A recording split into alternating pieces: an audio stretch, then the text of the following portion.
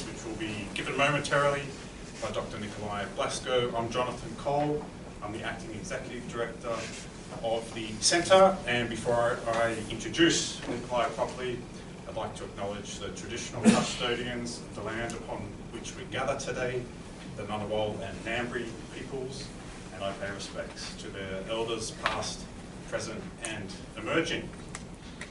Nikolai, who is one of our research fellows at the Australian Centre for Christianity and Culture, has a PhD in philosophy and religion from Bangor University in Wales.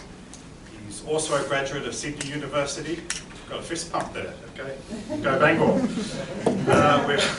He's also a graduate of the University of Sydney, the University of New England, and he has studied some theology at the Melbourne College of Divinity. And he's also had a long career teaching in some of our most elite private schools, one of them which I went to for a short time. Because of Nikolai? Well, I'm coming to an interesting, well, what I hope will be an interesting anecdote in just a moment, but let me name some of the schools so you know what I'm talking about. He has taught at St Patrick's, Strathfield, Trinity Grammar, Barker College, all in Sydney, Radford College and Canberra Grammar here in Canberra, Gippsland Grammar School. He's clearly made his way through all the grammar schools in Australia, and he's currently still teaching at Narrabundah College, which I think has Canberra's best, what do they call it in Canberra? It's not the HSC, is it? No, the BSSS whatever. The BSSS whatever has the best schools in Canberra where he teaches at the moment. He's also served as an Anglican chaplain, and his research focuses on the existential and theological implications of machine intelligence. That doesn't sound interesting at all. The paper he's going to give is called Nietzsche, the Religious Man, Artist, Philosopher, Saint. Now the anecdote before I forget, which is very interesting to the two of us, so please forgive me if it's boring to you, and it won't go for very long, but Nikolai and I met at a conference in Melbourne, probably 7-8 years ago. We only realised a couple of months ago that he was a teacher at Trinity Grammar while I was a student at Trinity Grammar in the early 90s, although we haven't worked out if I was actually in one of your classes. I think probably not. Probably. Okay. That's the end of the fascinating and scintillating anecdote. Let me now invite Nikolai to give the lecture. Thank you. And while we're on anecdotes, before I start my stopwatch, which I have here, being German, of course, I love keeping to time, which is an absolute lie. But so I'll start the stopwatch in a minute. Just to say that Justice Reshorgi is here, and he will have a big smile on his face because I honestly attribute the beginnings of my interest in Nietzsche the night he and I were asked to support a book launch on how awful these philosophers were, and he and I decided that it would be a bit naughty. I don't know, more me than he, I have to say. Of course, he's a justice of the Crown, and so I was more likely to play up than he was, and anyway we did with great alacrity, and that was the beginning, apart from which I then, as I was sitting in Central Australia reading through a particular account of Nietzsche, where the book began with his madness and the medical records of his madness, and then in the foreword said something like, of course, Nietzsche identified with Christ more than any other Christian that I know. And the profound contradiction between the foreword one-liner and what then succeeded got me really going. And that's where I decided in Central Australia that I was going to make this my life, what is there for my life, to focus on Nietzsche. And I've discovered him over the last 6-7 years and more as a human being that is worth listening to. So I'm starting the stopwatch now. And Bob's your uncle. So Friedrich Nietzsche, 1844 to 1900. I begin... Sorry, I'm still not sure about that.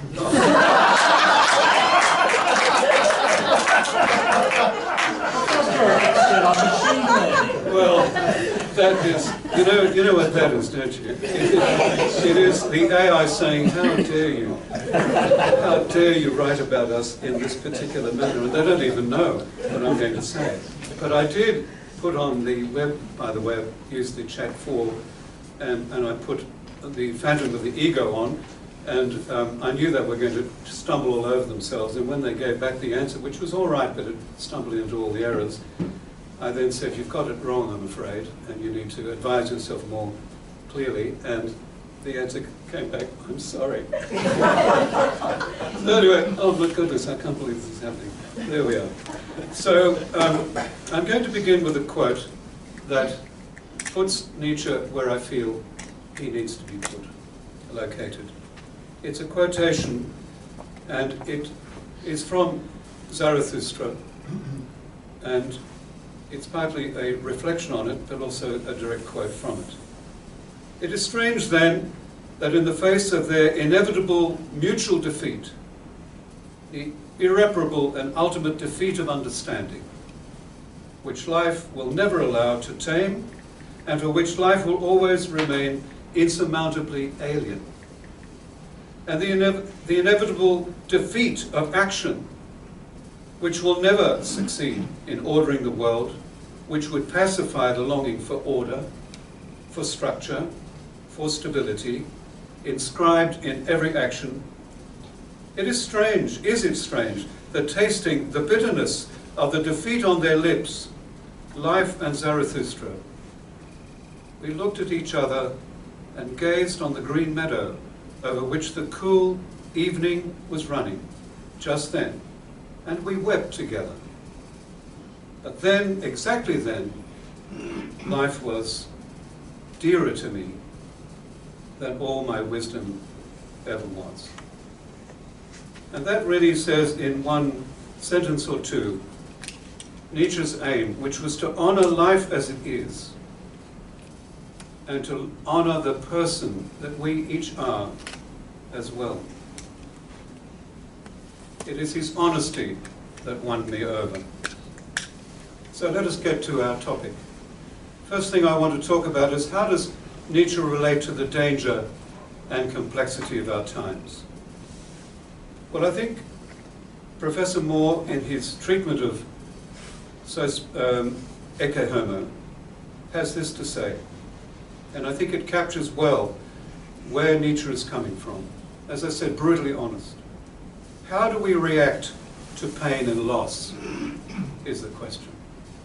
We turn most often to ways of thinking that justify and explain our distress, ways that console and give comfort.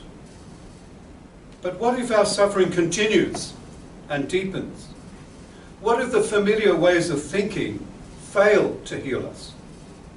What if they come to feel not only ineffective, but injurious? And what if untold human energy and hope were invested in exactly the wrong ways to react and think about human affliction? What if these ways were called the flowers of the human spirit: philosophy, religion, and science? In this short account, and I promise you that I will not go over time, so if we cut things short, well, you'll have to kind of get it on YouTube or something, which is a joke. I shall, over this time, ask 4 questions, which may or may not be completely answered. Firstly, why has Nietzsche been so misunderstood and misrepresented? Second question, who is in fact Nietzsche? Third question, why does he deploy artistic, philosophical, religious lenses in his quest for understanding? And finally, in what ways might our understanding of Nietzsche's notion of the will to truth, the will to power, the phantom of the ego, resentment, reevaluation of values, unsnarl the dilemmas which confront us in the 21st century? To ask the question why Nietzsche has been so misunderstood and misrepresented is to speak aloud Nietzsche's own greatest fear. In German, hat man mich verstanden? Have people understood me? One could argue, and many do, that Nietzsche has brought this on himself because of the contradictions which he brilliantly exposes, but to them never seems to resolve. Consequently, people then presume that Nietzsche himself is confused, self-contradictory, and so indecisive that inevitably he deserves to be misunderstood. I shall argue that his apparent evasiveness is actually more about teaching us to be wary of simple answers. That question formation must always be the essence of the matter. My question for the moment would be this: who has misunderstood whom and why? I suggest, at least in my reading of Nietzsche, that people come with presuppositions on what Nietzsche means. For example, if the madman in Nietzsche's parable in the gay science says God is dead and we've killed him, there is the presumption that this is what Nietzsche means, that he believes God is dead and that we should kill him or have killed him, when in fact both of those statements are nonsense statements. Because by implication, the only gods that die and should be removed are the idols of our own making. My reading is thus that Nietzsche is having as much of a laugh at the expense of ill-informed atheists as he is of reductionist believers, and that his belief is in a God who cannot and should not be categorized. That his is an open orthodoxy, if you will, a heterodoxy, based on God's answer to Moses when asked for God's name is given the cryptic answer, I am, which former rabbi of the Commonwealth, God rest his soul, Jonathan Sacks, translated as, I shall be who and where and how I shall be. In fact, some of Jesus' harshest words were reserved not only for the hypocrites, but the other word that was used for hypocrite in Greek was categorizers. There are others, of course, stung by Nietzsche's savage critique of institutional Christianity, who mistakenly interpret this as his wholesale rejection of Christ. By institutional, I mean what Christianity has become over time, its structural entity, as opposed to the simple, innocent state of what it was in its beginnings. I shall make a case for Nietzsche's strong identification with what he names as the Christ of the Evangel, as opposed to the false Christ, the fabricated Christ, who became the rallying cry for the Crusades and the Catholic-Protestant wars and the Protestant-Protestant wars and the kind of name-calling which today splits the Christian communion and strips it of its integrity and its unity. As to misrepresentation, there are many reasons for them, and as with Ronald Beiner and his legitimate fear of the return of the far right, what is illegitimate about his claim, in my view, of the dangers of Nietzsche is his selective reading of Nietzsche, whereby he misreads him as in principle anti-democratic and anti-liberal, whose ideas breed Nazism and anti-Semitism, which I believe is tiring Nietzsche with an old brush, which I thought had surely been laid aside when Walter Kaufmann defended him in this regard, but to which tiring some philosophers and Christian theologians seem to return when the times cry out for it. In fact, nothing could be further from the truth. The reality is that Nietzsche favors exemplary politics over identity politics. By that I mean he champions a political leadership which leads by example and not by slogans and divisive adversarial party politics, which Trumpism and the right obviously enjoy whipping up.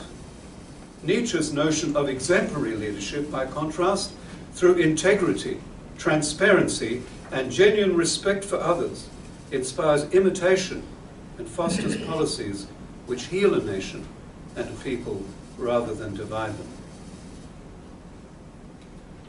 If there is a herd, if there are slaves, in Nietzsche's eyes, these are those who refuse to think for themselves, who refuse to live the examined life, and who, like phantoms of the ego, become the flotsam and jetsam of other people's ideas, which they often mistaken, ironically, for their own. For his exemplary leadership and style of politics, Nietzsche draws inspiration from the Greeks and their understanding of agon, from which our word agony comes, a legitimate, peaceful struggle for the benefit of all. The Olympic Games being its finest example, where warring polis city-state factions lay down their arms and their differences for a time, whereby the person who receives the victor's laurel serves not just himself, but acknowledges and owes his success to an entire community, a unified community which supports him. A community which is recognized as an integral part of that success. For Nietzsche, every human struggle is about undergoing. It is about a legitimate overcoming, and most important of all, must lead to something positive for those who have struggled and overcome. That is, the becoming of a better people, a better nation, a better culture, where all are enabled to flourish and none is left behind. Where through a constant and courageous process of valuation and revaluation, inspired by living an examined, mindful life, ever exposing false assumptions and so uncovering mistaken conclusions, ideally moves us and our community from one stage of progress to another. Who then is Nietzsche, the man? I could begin by a biographical introduction, which I did do, but chose instead to treat the introduction as a personal one which derives from my experience of reading him. So I'm introducing a friend. I feel I'm very close to him. I actually call him Friedrich in my categories. It's a lovely name. If I were to introduce you to Friedrich Nietzsche today, for the first time as I've come to know him, I would do so imaginatively and speculatively in two very specific, if different, locations.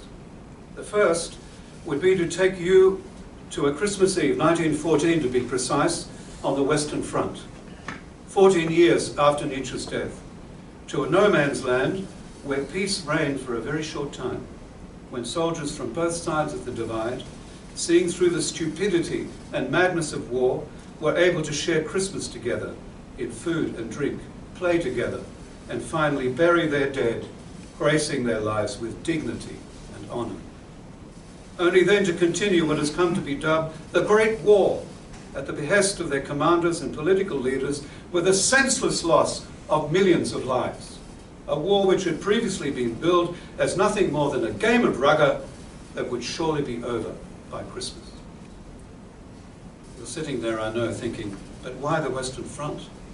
Because, ladies and gentlemen, it was there, later in 1916, that quite ironically, 150,000 of an especially durable wartime copy of Zarathustra, one of the most popular books at the time, was distributed to literate troops who were encouraged to take it with them into the trenches, along with Goethe's Faust and the New Testament.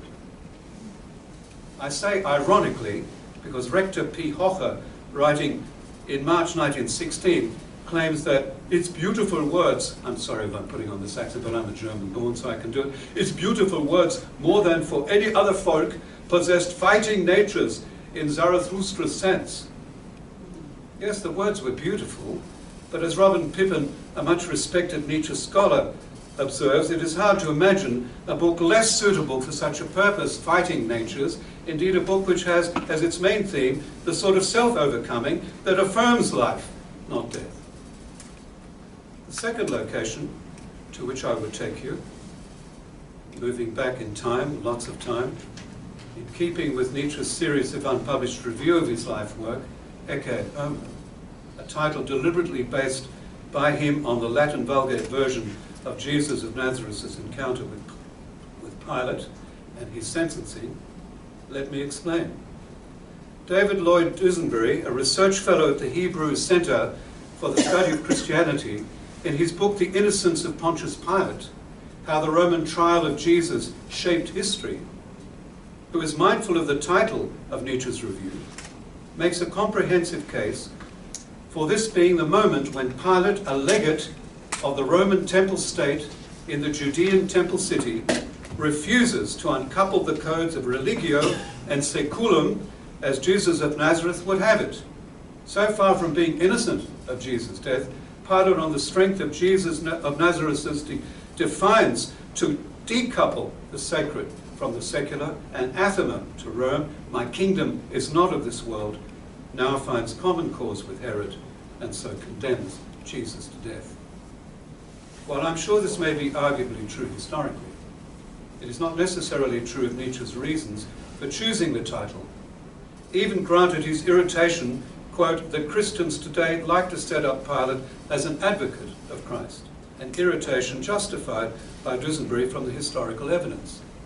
Where I think Duesenberry goes too far is when he claims that Nietzsche not only identifies with Pilate, but sides with him. Yes, Nietzsche sides with history's judgment that Pilate was complicit, but Nietzsche's identification is with Christ, not with Pilate. While my conviction is based on much more than this one statement that I'm going to take from his writings, I find it apt for our purposes given the brevity of our time.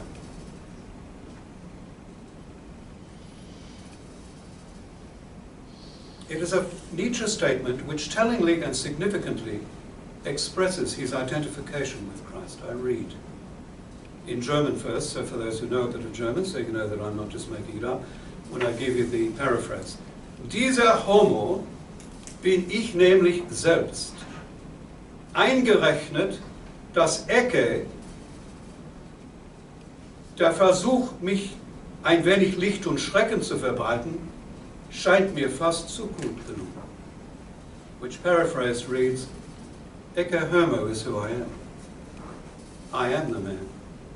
My title aims to make that point. I'm identified with Christ on Pilate's judgment day. And when you behold me in the persona of the Christ, I'm asking you to cast a long, lingering look, not a passing glance, but make of it a considered, rational, intelligent observation, born of curiosity as to why I'm so identified.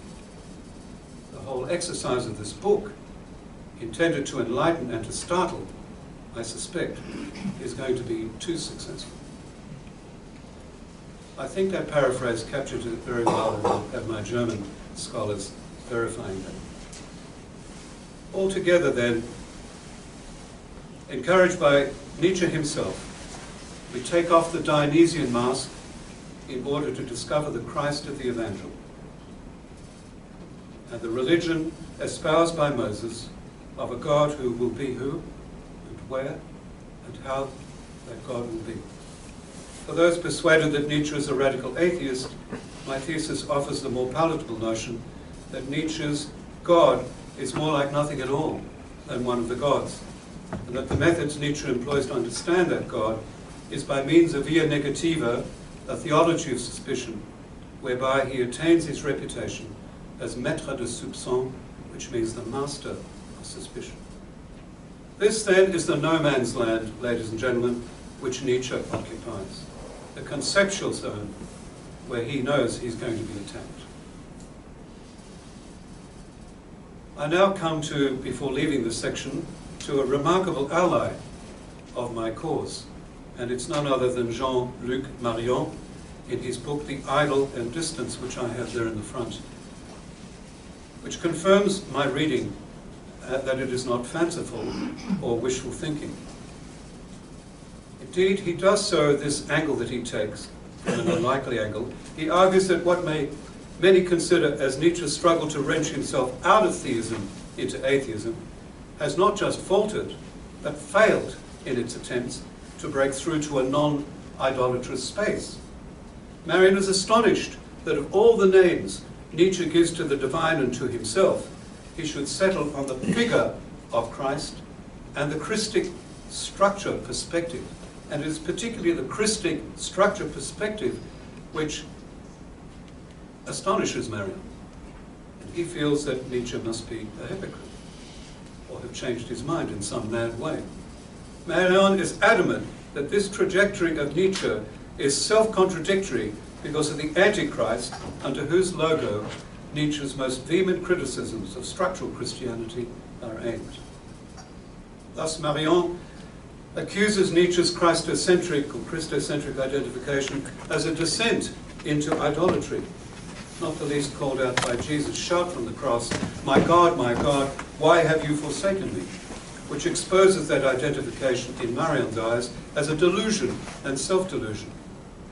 Marion underlines the meaning by describing Jesus' cry as that of a fetus hurling at life, the cry of one piercing the idolatrous veil to swim the ocean of distance, the death of idolatrous representation of the divine. It's interesting, isn't it? So the fact that he's actually fighting against Nietzsche and what he's doing shows me that I'm on the right track here. So I read you now two readings which highlights Nietzsche's identification with Christ and his understanding of the resentment of the last man, which he draws from Dostoevsky. So in the Antichrist, ironically, this is the writing. "This bringer of glad tidings died as he had taught, not to redeem men, but to show how one must live.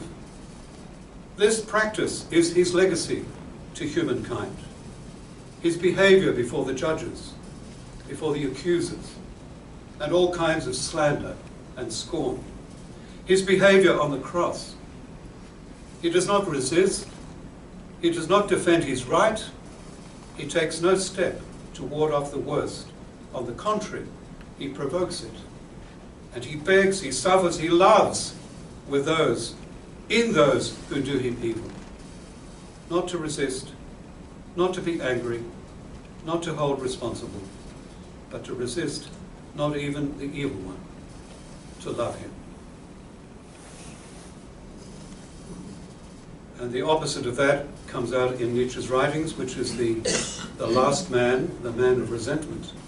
And Dostoevsky has a marvelous note on it, which I'm sure, absolutely certain, that Nietzsche borrowed from.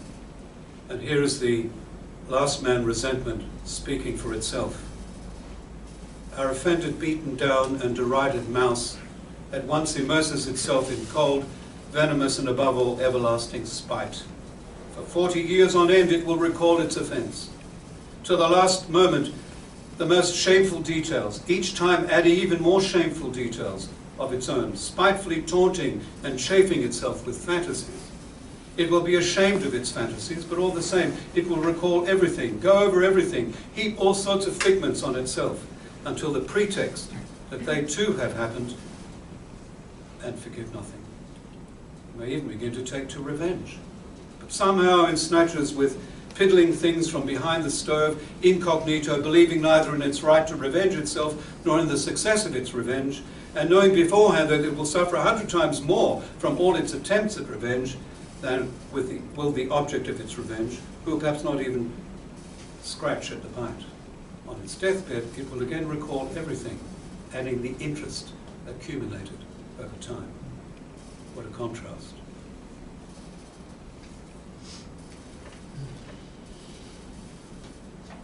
Just looking at my time, and we still have 7 minutes. Wow.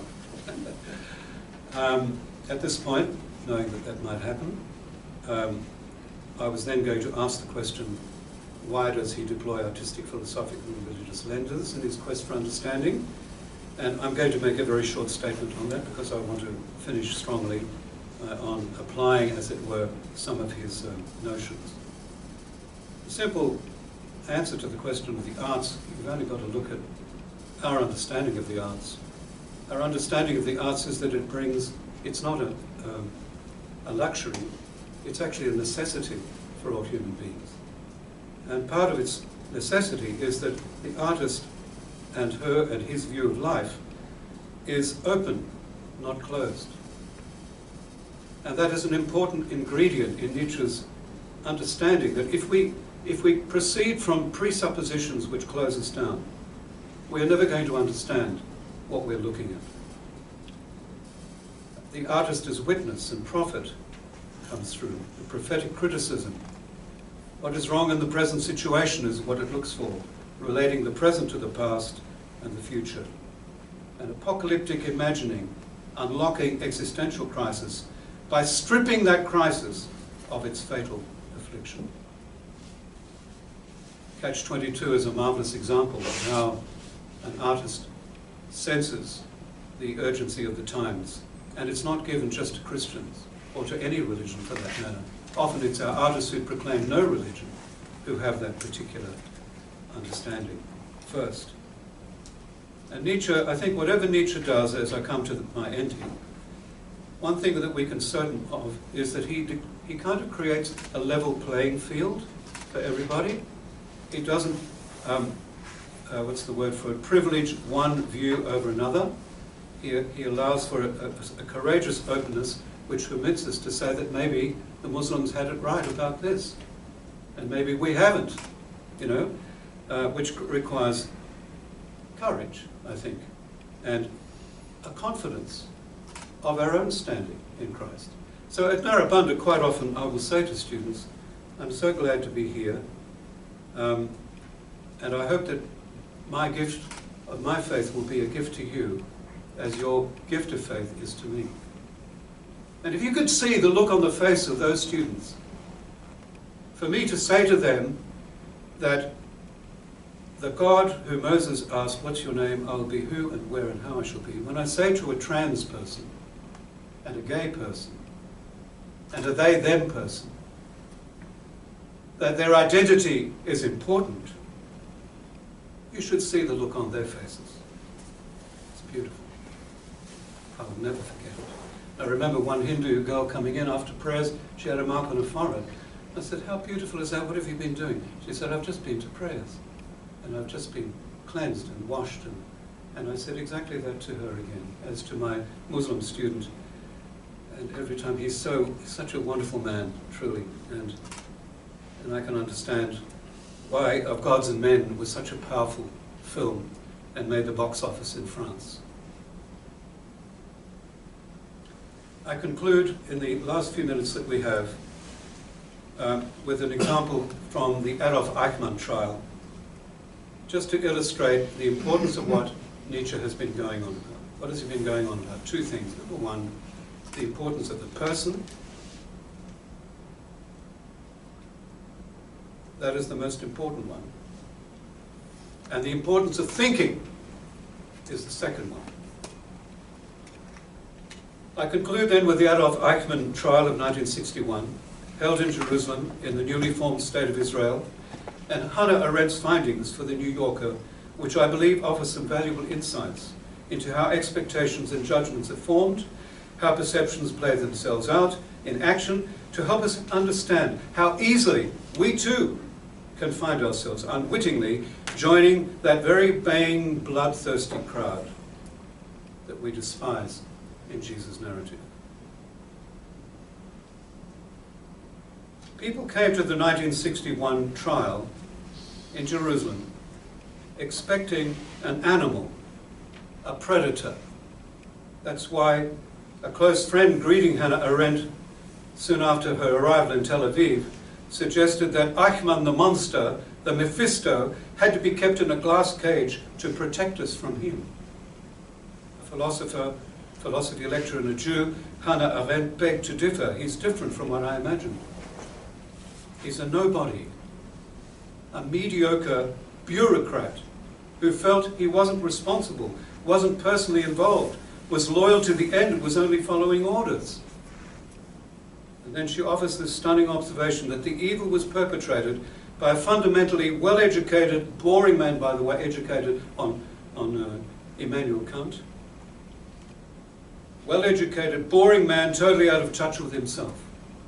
On her return to America, in her last lecture to her students, after the Hebrew University decided she should be dismissed for her disloyalty because she was speaking in no man's land and had betrayed, they felt, her Jewish heritage, she delivered this salvo. I assumed that the courtroom served only one interest, the demands of justice. This criminal, unlike any other, had no record of being in court, a man ostensibly on trial for his deeds. But here was a court confronted by a crime that could not be found in the law courts. Books. Here, unlike the Nuremberg trials, where a system was on trial, there was no ideology, not even anti-Semitism, to be pinned on this man. Only a person who protested time and time again that he had no intention whatsoever, good or bad, that he had only obeyed laws. This typical Nazi plea makes it clear that the greatest evil is that which is committed by nobody, even committed by people without motives, without convictions, without wicked hearts, without demonic will, but by humans who refuse to be persons. It is the phenomenon that I have called the banality of evil.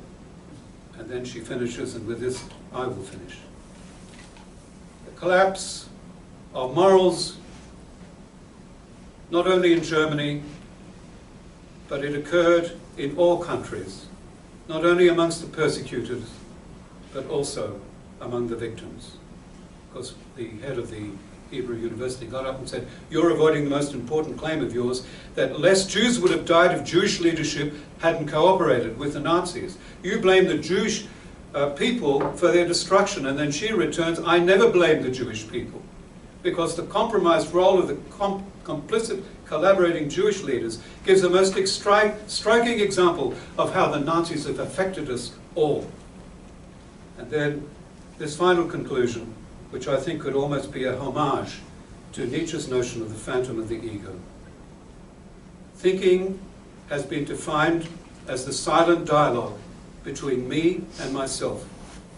In refusing to be a person, Eichmann utterly surrendered that single most defining human quality, that of being able to think. Consequently, he was no longer capable of making moral judgments.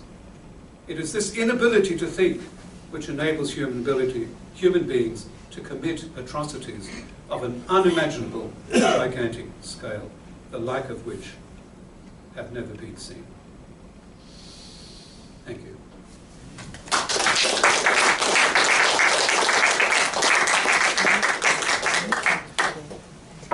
Stop your watch. Thank you. 1 minute. Thank you very much for that, Nikolai. We have an opportunity now to engage